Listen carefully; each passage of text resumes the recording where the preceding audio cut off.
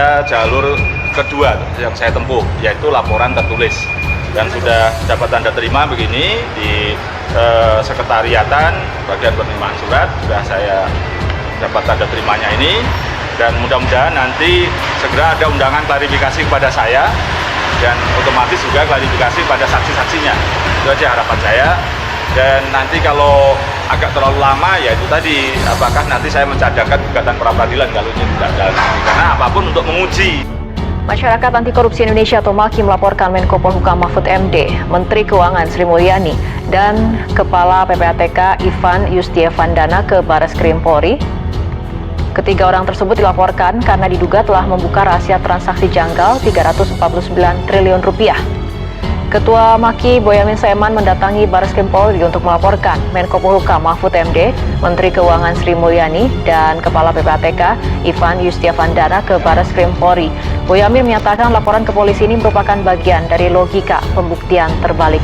Tidak hanya itu, Boyamin juga menganggap laporan ini sebagai upaya untuk menyudahi perdebatan antara DPR dan pemerintah terkait ada tidaknya dugaan tindak pidana pencucian uang tersebut. Dalam laporannya, Boyamin juga mengajukan 3 anggota Komisi 3 DPR RI sebagai saksi ahli. Ketua anggota Komisi 3 DPR tersebut adalah Arteria Dahlan, Benika Harman, dan Asrul Sani. Sebelumnya, Mahfud MD dan Sri Mulyani memaparkan adanya surat PPATK mengenai nilai transaksi mencurigakan sebesar 349 triliun rupiah di lingkungan Kementerian Keuangan. Anda untuk melaporkan Mahfud MD dan PPATK ke Barreskrim Polri pada hari Selasa tadi, ada 2 isyarat nih. Isyarat pertama, Anda sepakat atau satu jalan dengan apa yang dipikirkan oleh DPR, atau ada strategi lain di situ, ingin mencoba untuk pembuktian mengenai hal ini, atau seperti apa sebenarnya? Saya itu punya teori yang akan saya patenkan, istilahnya logika terbalik. Oke. Dan ini sebenarnya saya pernah gitu, jadi DPR palsu, yaitu DPRD Solo tahun 1997, di mana pernah membongkar dugaan korupsi dari penyaluran kredit ke sebuah koperasi, dan waktu itu saya umumkan juga tabungannya. Saya juga pastinya kena undang-undang rahasia bank, kira-kira di waktu. Dan alhamdulillah waktu itu guru terbaik saya, Allahyarham Habib Hasan Mulahela, dan selain Pak Mutrisan itu tahun 97 itu membongkar 2 kasus selama DPRD yang tingkat 2 tahun setengah itu. Dan jadi intinya apa nih, Pak? Saya akan mulai dulu dari, karena saya mantan PPATK ya. Laporan PPATK itu benar adanya.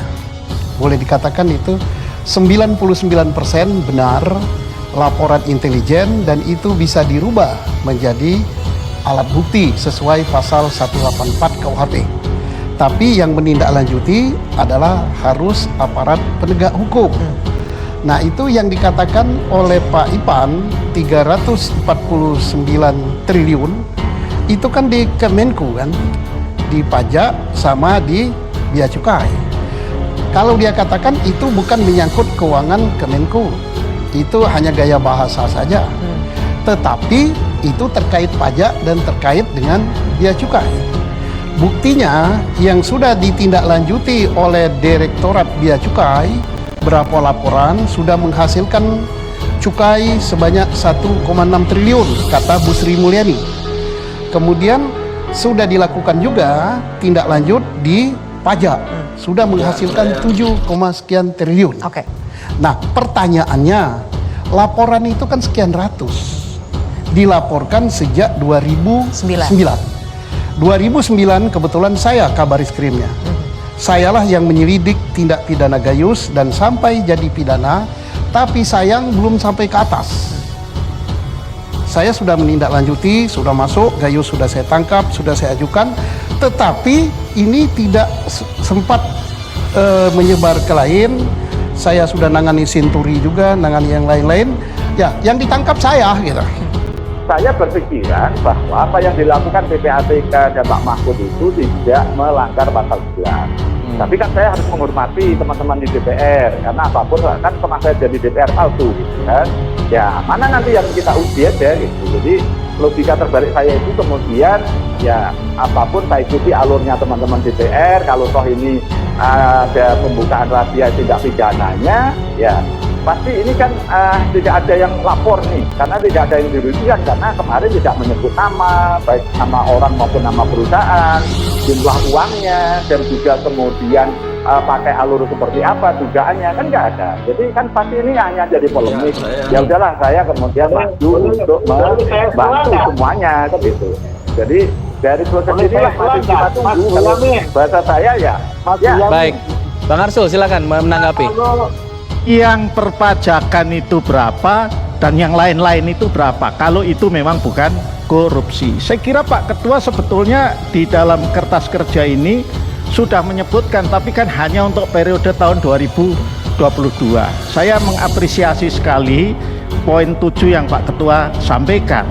Nah, yang berikutnya lagi, ini kan tadi disebut, dan tanpa mengurangi rasa hormat, Pak Menko juga bolak-balik menyampaikan bahwa beliau bicara dalam kedudukannya sebagai Ketua Komite Koordinasi Nasional Pencegahan dan Pemberantasan.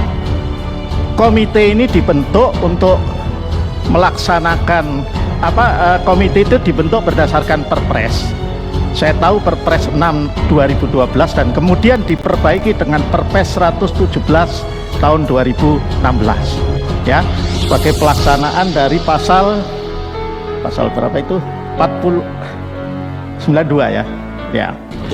Nah, tapi saya ingin ingatkan, mari kita baca. Jadi jangan gampang-gampang juga merujuk. Kita bacalah pasal 4 ini tidak diperbaiki di Perpres 117 2016. Apa sih fungsi komite itu? Saya bacakan. Izin Pak Ketua. 1 adalah perumusan arah kebijakan dan strategi pencegahan dan pemberantasan tindak pidana pencucian uang. 2.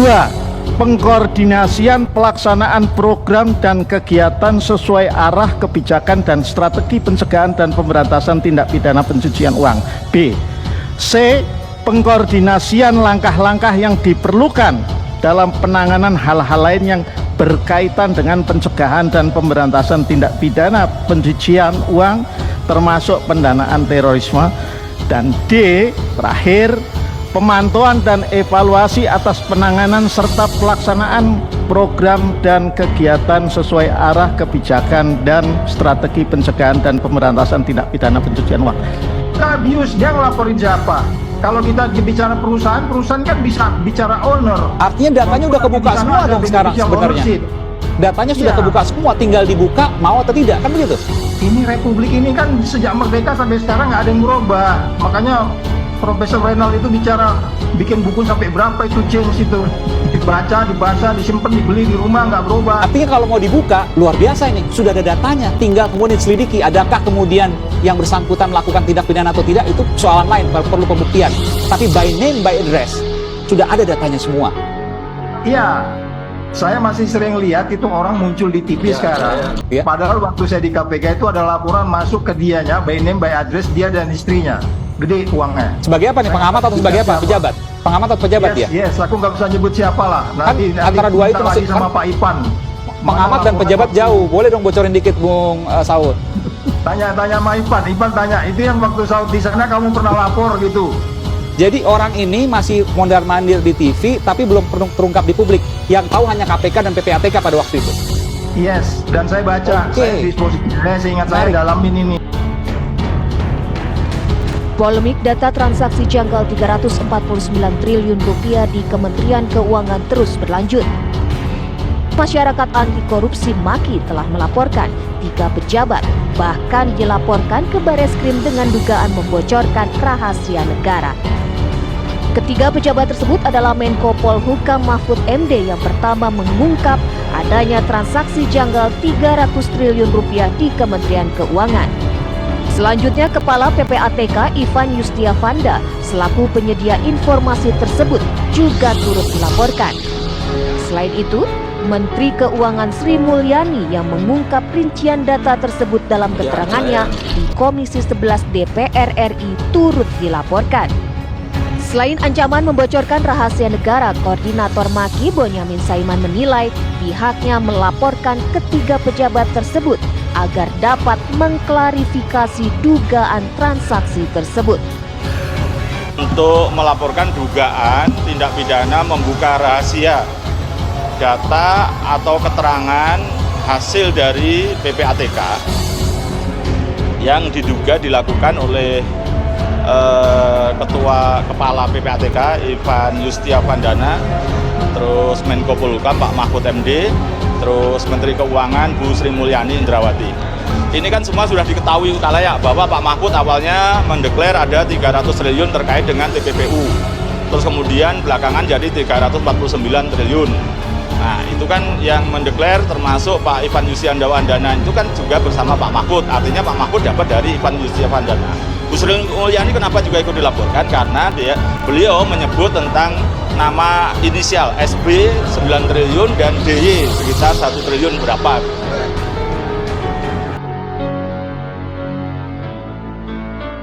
Ya, saya